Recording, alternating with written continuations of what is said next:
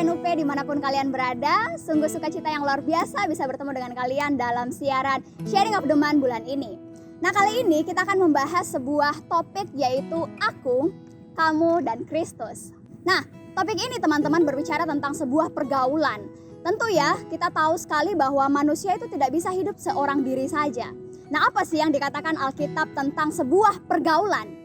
Mari kita baca dalam 1 Korintus 15 ayat 33. Firman Tuhan mengatakan, janganlah kamu sesat, pergaulan yang buruk merusak kebiasaan yang baik. Sobat-sobat PKKPN UP, Alkitab jelas mengatakan dalam firman ini bahwa kita harus bijak memilih pergaulan seperti apa yang kita mau. Karena pergaulan yang buruk itu dapat merusak kebiasaan kita yang baik. Jadi kalau Alkitab sangat jelas membukakan itu kepada kita tentang pergaulan ya, kita tentu harus dengan bijak memilah-milah seperti apa pergaulan kita tentunya di dalam sebuah relasi, yaitu relasi pasangan hidup. Dan Alkitab mengatakan juga dalam Amsal 22 ayat 24 sampai 25 mengatakan, jangan berteman dengan orang yang lekas marah, jangan bergaul dengan seorang pemarah. Sekali lagi Alkitab mengatakan ini bagaimana kita perlu memilih orang-orang seperti apa yang boleh masuk ke dalam kehidupan kita sehingga nanti banyak impact-impact yang baik yang bisa terjadi dalam kehidupan kita. Tentu ini membuktikan lagi kepada kita harus bijak untuk memilih relasi seperti apa nanti dalam hubungan pasangan hidup kita ya dengan teman kita yang mau kita masukkan. Nah, kalau misalnya tadi kita banyak ya melihat bagaimana Alkitab membukakan pergaulan-pergaulan itu tadi. Sekarang apa yang dikatakan Alkitab tentang pasangan hidup? Kalau teman-teman sekalian buka lagi dalam 2 Korintus 6 ayat 14 sampai 15 dikatakan seperti ini loh teman-teman. Janganlah kamu merupakan pasangan yang tidak seimbang dengan orang-orang yang tak percaya. Sebab persamaan apakah yang terdapat antara kebenaran dan kedurhakaan? Atau bagaimanakah terang dapat bersatu dengan gelap? Persamaan apakah yang terdapat antara Kristus dan Belial? Apakah bagian bersama orang-orang percaya dengan orang-orang tak percaya? Kita tentu sudah sering sekali mendengarkan ayat-ayat ini ya. Mungkin di gereja, mungkin di persekutuan kampus, ataupun di dalam kelompok-kelompok PA kita. Tetapi sering kali yang menjadi masalah saat ini ya, adalah kita tahu teorinya seperti itu, firman Tuhan jelas mengatakan seperti itu. Tapi kita sering ngeyel, kita sering sekali tidak mau bergantung kepada Tuhan. Itu yang sering sekali terjadi dalam kehidupan kita. Nah, sekarang pertanyaannya adalah, apa yang akan terjadi jika kita tidak mau mengandalkan Tuhan dalam relasi kita? Teman-teman, pesan ini tidak hanya buat kita-kita yang mungkin sudah ada dalam sebuah relasi ya, relasi pasangan hidup. Tetapi pesan ini juga mungkin buat teman-teman yang sekarang masih single, ya masih menantikan pasangan hidup. Di dalam menantikan itu terkadang kita sering sekali ngeyel. Wah, saya mau orangnya ini wah saya mau dia Tapi kita tahu orang ini ya karakter-karakternya ataupun kita masih punya karakter-karakter seperti ini dan kita memaksakan saya mau orang itu Tuhan. Saya mau pokoknya dia. Kita ngebet sama Tuhan. Kita membawa orang itu di dalam doa. Tetapi kita sering ngeyel dan kita tidak mau bergantung sama Tuhan. Jadi di awal kita sudah patok, saya mau orangnya seperti ini Tuhan. Sehingga at the end dalam prayer kita, dalam doa kita tidak mau lagi mendengarkan. Ini Tuhan mau bilang yes atau tidak ya. Nah itu hati-hati teman-teman. Itu adalah hal yang sangat-sangat berbahaya sekali. Kita akan melihat bagaimana sih bahayanya kalau kita tidak bergantung sama Tuhan. Dan bagaimana sih berkat yang bisa kita dapatkan kalau kita bergantung sama Tuhan. Nah kalau kita lihat lagi dalam Amsal pasal 3 ayat 5-6 dikatakan teman-teman.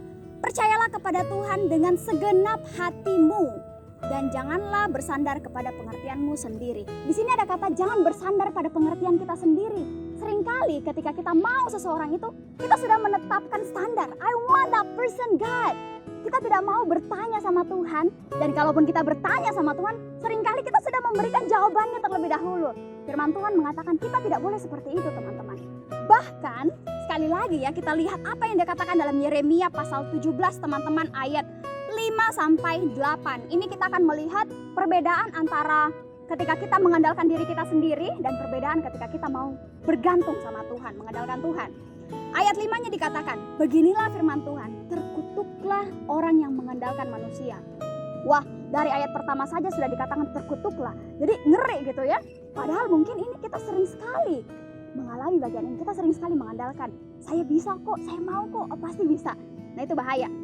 Terus dikatakan, saya ulang, terkutuklah orang yang mengandalkan manusia. manusia yang mengandalkan kekuatannya sendiri, yang hatinya menjauh dari Tuhan. Ia akan seperti semak bulus di padang belantara. Ia tidak akan mengalami datangnya keadaan baik. Waduh, ngeri sekali ya apa yang dikatakan Alkitab.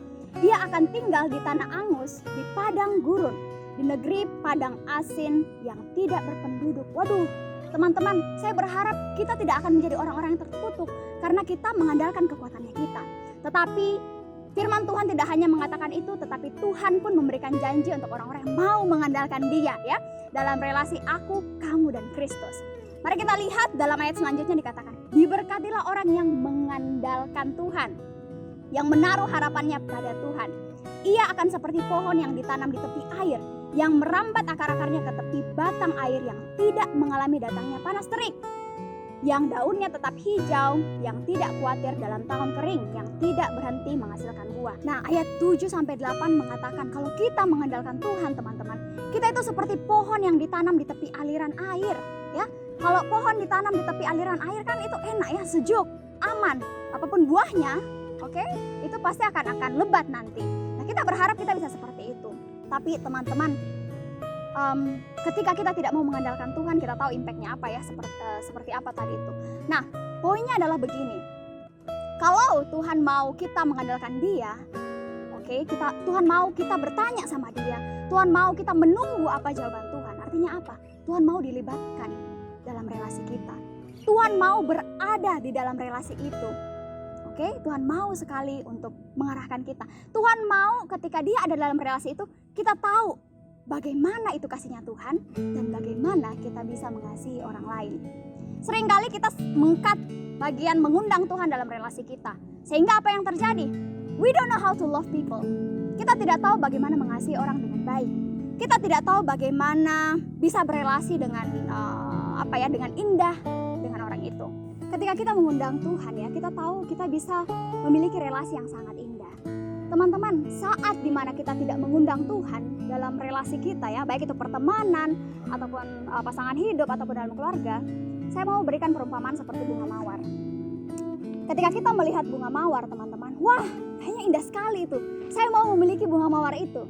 Mungkin ada dua respon yang bisa kita berikan. Pertama, ketika saya sangat suka bunga mawar itu, wah, saya mau ambil bunga mawar itu. Saya mau tarik bunga mawar itu. Pokoknya saya mau ambil, saya mau tarik, saya mau patahkan. Terus mungkin nanti saya bisa bawa pulang ke rumah. Oke? Mungkin belum sampai di rumah bunga mawar itu sudah mati. Tapi respon kedua, ketika kita suka bunga mawar itu, oke, saya suka dengan bunga mawar ini. Saya mau bunga mawar ini bertumbuh, bisa lebih lebat, lebih indah. Mungkin caranya ya udah saya rawat, saya tidak usah merusaknya, saya rawat, saya sirami, and so on. Oke, akhirnya bunga mawar itu bisa tumbuh dengan lebat. Teman-teman, itu adalah perumpamaan di mana ketika kita tidak mengundang Tuhan dan kita mengundang Tuhan dalam relasi kita. Sering sekali ketika kita masuk dalam sebuah relasi dating, I really love that person, tapi cara kita mengasihi orang itu salah, teman-teman. Kita mungkin merusak orang itu, ya. Alih-alih mengatakan saya sayang kok sama dia, tapi respon kita, kita mungkin sudah menyimpang ya caranya. Kenapa? Karena kita tidak tahu kasih yang baik, kasih yang tulus, kasih yang mulia dari Tuhan itu seperti apa. Sehingga I don't know how to love people properly, correctly. Jadi Tuhan sangat mau sekali Dia dimasukkan dalam relasi kita sehingga I know how to love person. Saya tahu bagaimana mengasihi orang itu. Saya tahu ketika saya dengan dia, kita bisa sama-sama bertumbuh sehingga ada buah nanti yang lebih indah, lebih mulia, lebih nikmat dalam relasi itu. Ya, kita jangan cut the way.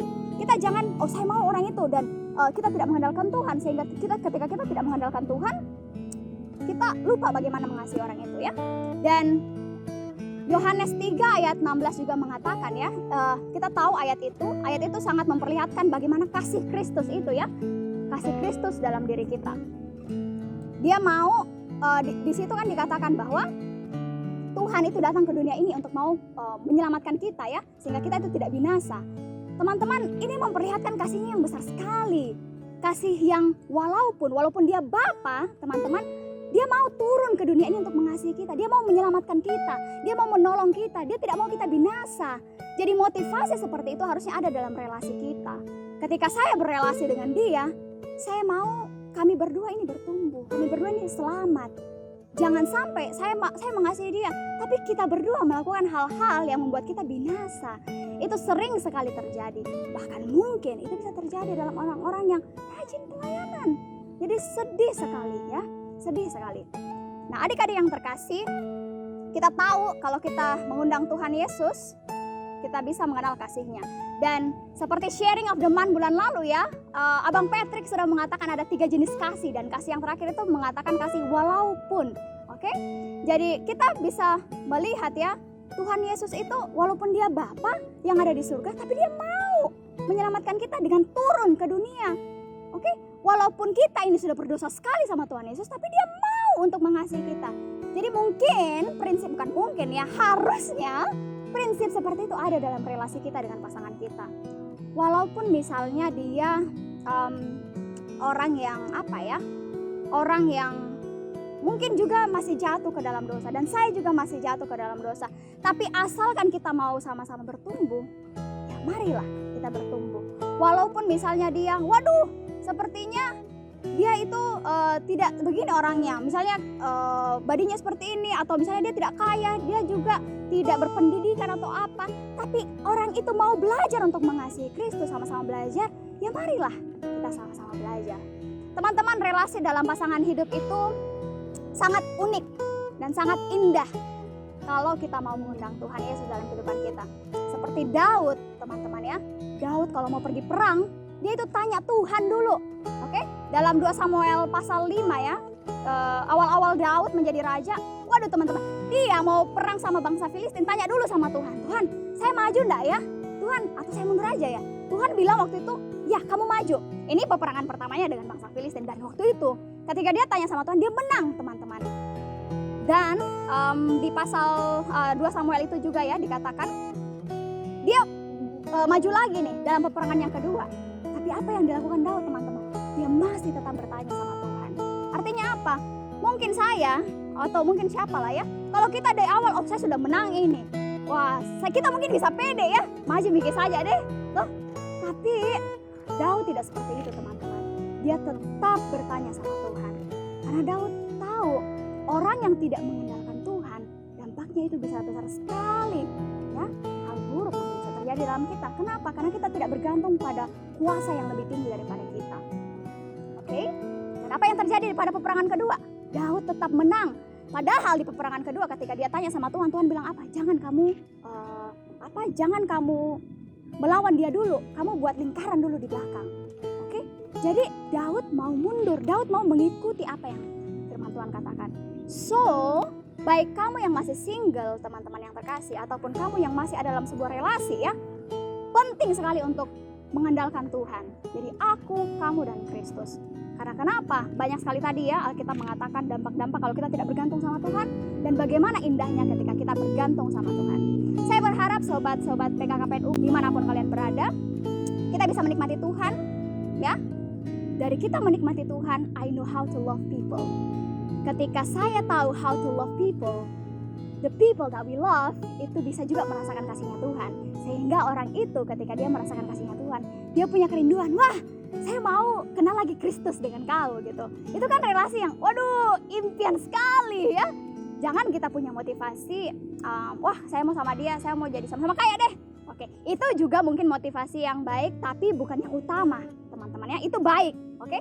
Saya rasa menjadi sama-sama terbangun, sama-sama sukses dengan pasangan kita, sama-sama diberkati dalam berkat keuangan, saya rasa itu hal yang baik. Tapi poinnya, that's not the point. Poin yang paling penting adalah itu tadi, aku, kamu, dan Kristus. Kita bisa sama-sama merasakan kasihnya Kristus ya. Kita bisa melihat keindahannya kasihnya Kristus. Oke? Jadi kiranya teman-teman bisa selalu always ask God. Because if you don't ask God, you know what will happen to your life. Jadi Tuhan Yesus memberkati kita semua ya. See you dalam sharing of the month selanjutnya. Bye-bye.